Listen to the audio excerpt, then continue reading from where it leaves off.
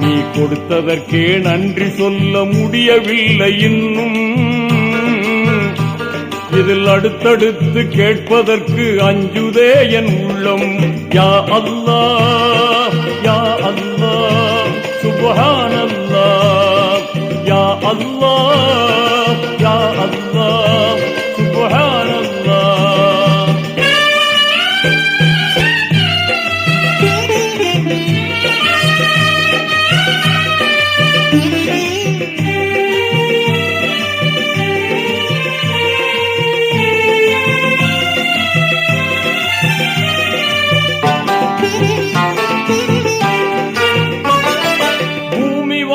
மண்டலங்கள் பொருத்தமாக படைத்தாய், அதை புரிந்து கொள்ள புலன்களையும் திருத்தமாக அமைத்தாய்.